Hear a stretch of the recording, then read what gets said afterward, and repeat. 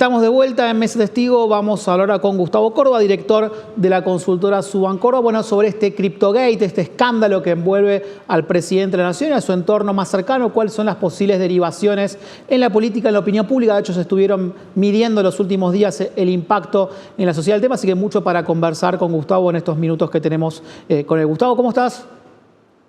¿Qué tal, Mariano? Un placer. Gracias por participar. Bueno, CryptoGate, ¿cisne negro o tormenta autogenerada? Ambas, porque 10, 15 días atrás, si hubiéramos dicho, mira, el gobierno va a atravesar esta crisis política, nadie nos hubiera dado ningún tipo de crédito. Fue algo autoinfligido, no es que obró alguien de la oposición que maliciosamente los puso en esta situación. Es la propia impericia, la propia incapacidad, la falta de formación, la falta de expertise. No manejaron un centro estudiante, ni siquiera un municipio, ¿no? Como para tener experiencia de que el Estado es pródigo de crisis. Digamos, lo habitual es la crisis, lo inhabitual es el momento de tranquilidad. Entonces, esta falta de previsión, la falta de formación ha generado algo que a mi criterio tiene dos características. La primera, creo que es relevante decirlo, es una crisis de la cual el gobierno casi seguramente va a salir, porque es una crisis menor. Es la más importante que ha tenido el gobierno, pero es una crisis menor. En segundo lugar, esta crisis, todavía no resuelta, como dicen los especialistas, es una crisis de sombra larga, porque van a seguir ocurriendo episodios ligados a esta crisis principal, ha abierto algo que si yo fuera oposición en la Argentina, prestaría mucha atención. Mirá, primero porque la caída de este gobierno en términos de popularidad o credibilidad se da sobre la mayor expertise, que es el conocimiento de las criptomonedas, el tema de las finanzas internacionales y el tema digital. Ahí el gobierno abre una puerta gigantesca que te hace pensar si Milei y su gobierno están manejando la economía argentina de la misma manera que están manejando el tema del CryptoGate. Un horror. Es una pregunta retórica que no tiene respuesta. Esa es la primera cosa que abre. Y la segunda, el tema del entorno. Esta idea de la sospecha de que con coimas vos podés llegar a cualquier dirigente que te arrima al presidente para sacar algún tipo de beneficio, ¿no? Con lo que nos lleva a la sospecha más grave, que en democracia es el financiamiento ilegal de las campañas electorales, toda vez que, y esto lo digo en términos políticos, no jurídicos, cuando un municipio, un gobierno provincial o un gobierno nacional están involucrados en sospecha de financiamiento ilegal, se invierte la carga de la prueba y tenés que demostrar con transparencia que eso no es así, ¿no? Gustavo, ¿ves un posible cambio en el funcionamiento del gobierno, en el mecanismo de toma de decisiones, inclusive cuáles son los actores involucrados? Uno piensa bueno, que Karina Milei es casi una siamés con Milei en términos políticos, emocionales. Santiago Caputo lo ha mencionado como el principal arquitecto del triunfo. Son personas muy importantes, pero ¿ves un cambio en el funcionamiento del esquema del gobierno?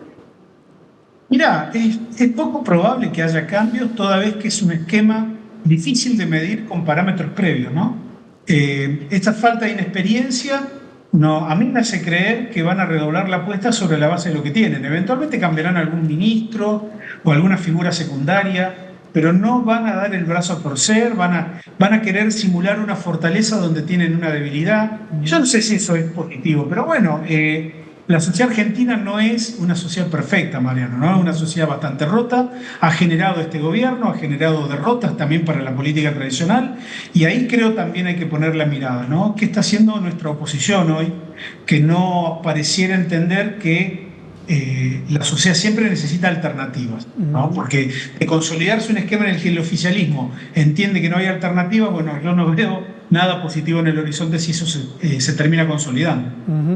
Hablando sobre la oposición, ¿en qué estado de situación ves a la oposición? Digo, el fin de semana Kicillof lanzó su corriente, una pieza legítima, pero bueno, bastante a destiempo en función del momento político. Un sector de la oposición, del PRO, votando en contra de que se arme una comisión investigadora en el Senado. ¿Cómo estás viendo el estado de situación de la oposición? Mirá, reaccionando como si estuviéramos en pleno 1980, 1990, ¿verdad? Digamos, como que lo más importante que pasa en el mundo de la política es lo que les pasa a ellos y no lo que les pasa a la sociedad argentina. Eso primero. En segundo lugar, decirte que es lógico el reacomodamiento, es lógico que haya distintos matices. Ahora, yo creo que la ausencia de liderazgos ordenadores de la oposición es la nota. hay un nivel de fragmentación que no hace más que consolidar la idea de que Milei va a tener un octubre bastante tranquilo, si no pasa nada en términos económicos, e incluso, mirá lo que te voy a decir, pensando que el gobierno puede atravesar una gran tormenta económica vía falta de dólares, ¿no? Porque hay que decirlo también en estos términos. La foto con Trump con dólares tiene un valor, la foto con Trump sin dólares tiene otro valor. Puede ocurrir también que el gobierno tenga que devaluar a raíz de ello, y aún así, Mariano, no veo que el gobierno sufra mucho en términos electorales, ¿no? Digo, ahí hay un llamado de atención enorme para la oposición, que entiende que siempre es más importante discutir los intereses chiquitos de la política que los intereses grandes de la sociedad argentina. Gustavo, la semana pasada estuvo Macri en Rosario, estuvo muy duro contra Milei, dijo que era un presidente descuidado, mal rodeado, una lengua filosa la de Macri, que otra vez había dicho que la Libertad Avanza era una fuerza fácilmente infiltrada. Uno piensa que el Cryptogate es como la oportunidad que estaba esperando Macri. ¿Ves que va a tratar de generar mejores condiciones de negociación para una eventual alianza o inclusive una posible ingreso al gobierno si la crisis se profundiza, o es como el comienzo de un viraje hacia la oposición? Mirá, yo creo que Macri es un actor no solamente relevante, un actor central de este momento en la Argentina. Pero hay que decir también, al mismo tiempo que creo que debe ser el argentino con una sonrisa de oreja a oreja más grande en los últimos 10 días, a raíz de esta crisis del gobierno, también hay que decir que Macri ha tomado muy malas decisiones estratégicas, Mariano. Desde el vamos, el haber boicoteado a Larreta, el haber boicoteado a Patricia Bullrich, después haberle dado todo el apoyo a Milei sin negociar absolutamente nada, y después el destrato que sufrió el propio Macri del actual gobierno nacional, me hablan a las claras de que quizás Macri toma decisiones un tanto apresuradas, ¿no? El PRO a nivel nacional tiene una particularidad, mide muy poquito hoy en términos nacionales. Y además, mira, abrió la puerta a algo que yo honestamente creo que es un error. En la política a veces cuando adelantan las elecciones, los que toman la decisión de adelantar, Mariano, ¿por qué te crees que lo hacen? Lo hacen porque creen que van a perder, por eso adelantan para tratar de ganar. Y la verdad es que en las últimas elecciones que se han adelantado en la Argentina, la mayoría fueron derrotas para los que adelantaron.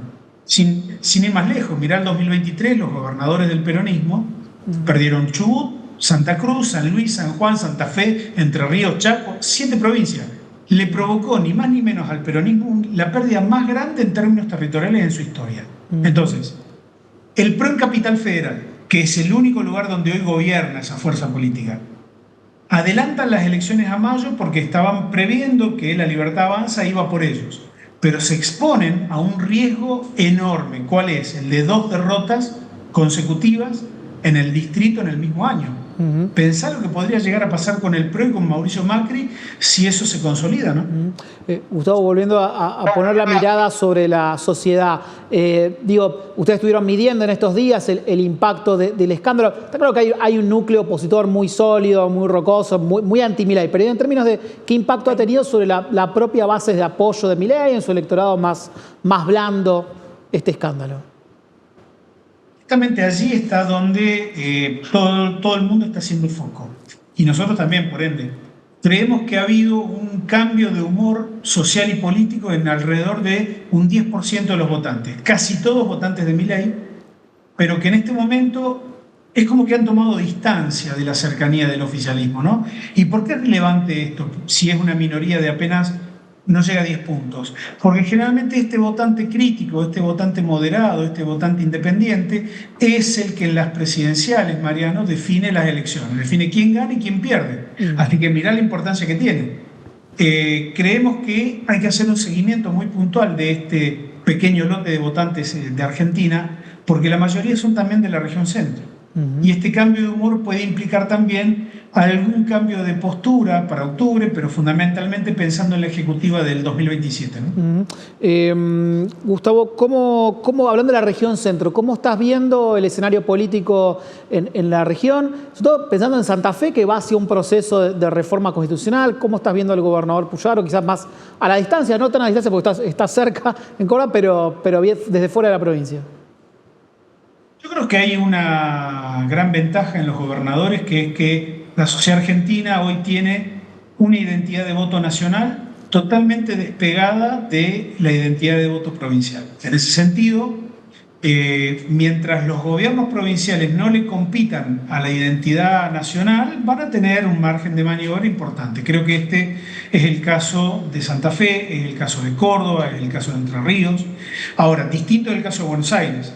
Si desdobla Buenos Aires, posiblemente se transforme en una identidad política provincial separada de la nacional y ahí el kirchnerismo pierda mucho voto nacional, ¿no? Pero volviendo a Santa Fe, yo veo un gobierno que está consolidándose, que está generando un posicionamiento político muy importante. Tengo mi duda respecto de la cercanía, respecto de las posiciones de Milei en algunos temas, si eso es beneficioso o no, pero bueno, son cuestiones ya de estrategia política propia, ¿no? ¿Te parece que una vez pasada la instancia electoral, sobre todo la provincial, que es la que más le importa a Unidos, la de diputados nacionales, la ven ellos más complicada, puede venir como una etapa de mayor confrontación con el gobierno nacional? Probable, pero yo pongo también el acento en el sentido de pertenencia de gran parte de esa dirigencia del gobierno santafesino al radicalismo, ¿no? Que es un partido político que por estos días, mira, si el PRO mide poco a nivel nacional, Mariano, el radicalismo mide menos. Hoy, si vos medís la marca radical a nivel país, te da un punto y medio, menos que la izquierda. Así está hoy esa fuerza. Entonces, no dejo de pensar que en América Latina, en los últimos, desde la pandemia hasta acá, ha habido 21 elecciones presidenciales. Separemos Ecuador, que la moneda está en el aire todavía. Nos quedan 20. En 18 de 20 han ganado las oposiciones, tanto a gobiernos de derecha como a gobiernos de izquierda. Es decir, ser oposición hoy en América Latina es estar en la previa de ser gobierno. La otra característica es que vos tenés que en 19 de 20 elecciones ganaron partidos políticos nuevos o nuevas coaliciones. Esto también es un dato inexorable, que marca un derrotero de que lo viejo es lo viejo, la sociedad ha decidido ponerle un límite e ir a buscar cosas nuevas. Habrá que ver si en este armado de lo nuevo está el gobierno santafesino, que tiene esta impronta coalicional, ¿no? Que tiene esta impronta de buscar integrar sectores que en principio podrían ser opositores, pero bueno, están teniendo una experiencia de gestión y de gobierno bastante interesante. Gustavo, gracias por participar hoy de Mesa Testigo. No, al contrario, fuerte abrazo. Quédense, hacemos una pequeña pausa y ya volvemos con más Mesa Testigo.